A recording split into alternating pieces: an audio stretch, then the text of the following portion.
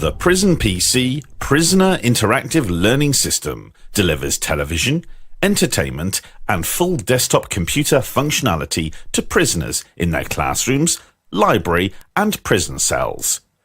It consists of a number of components which work together to provide a secure, managed solution. Prisoner desktops are categorized into functional realms, allowing staff to define system and service curfews for each realm and to specify what specific software applications are available to those prisoners' screens. All desktop software is made available through secure SOEs, or Standard Operating Environments. Each SOE includes software approved for the relevant realm, and as each desktop boots, it is wiped clean and a fresh SOE is loaded from the server. For example, the protective custody and mainstream realms might include some games, IPTV, and basic numeracy and literacy applications, whereas the education realm would include an office suite and learning management system, but not games. When upgrading an SOE, the staff need only assign the new SOE to the realm. Its member desktops will be reloaded at next boot. There is no need to visit the desktops to load or reload software. Day-to-day administrative functions of PrisonPC are performed by staff through the Unified Management Interface. Access is restricted to staff and on only their desktops. The summary screen provides a quick overview of the health of the system and issues of immediate importance. For example, staff can see if there's email in the quarantine queue, how many desktops have booted, system utilization, and so on.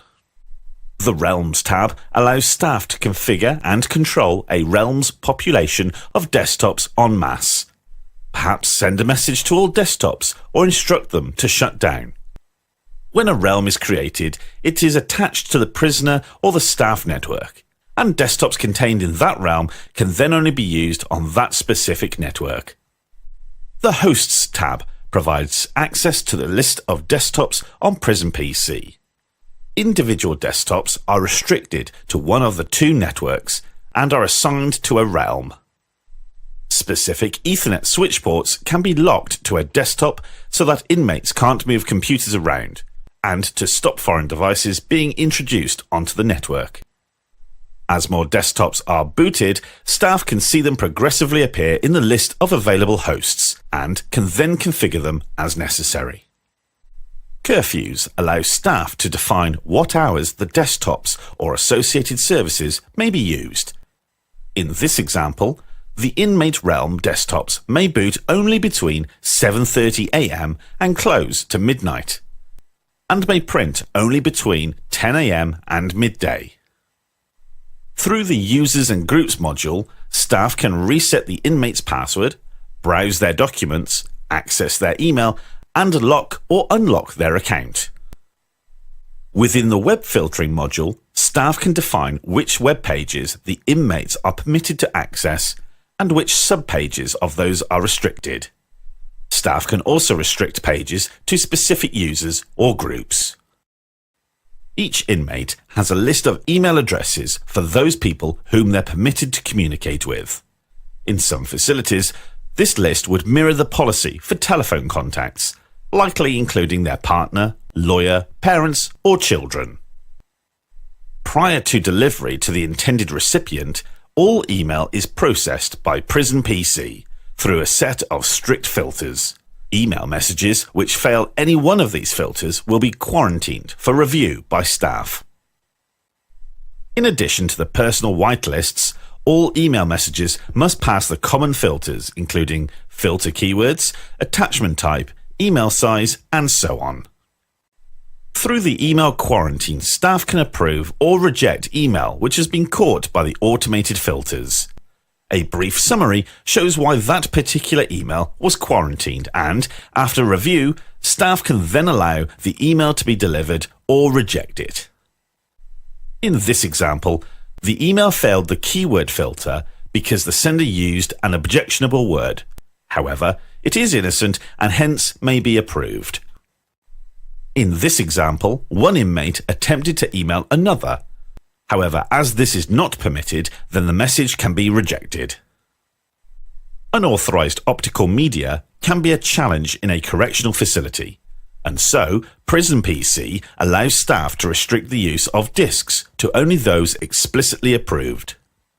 For any number of reasons, staff need to be able to watch what an inmate is doing on their assigned desktop in real time and perhaps clandestinely.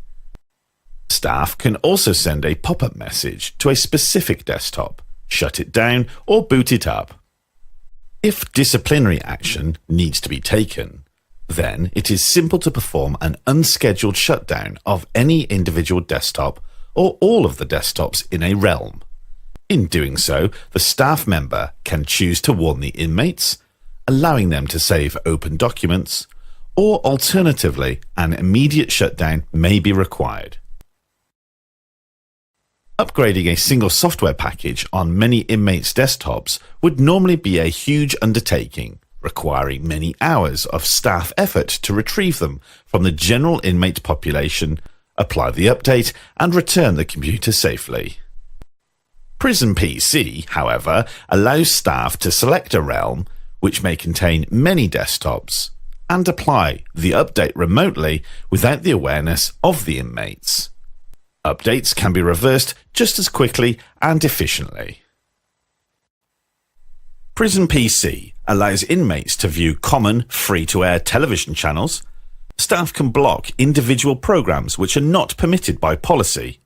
Staff can also cache or record programs for later viewing on the internal channels, along with other video content provided by an education provider or similar.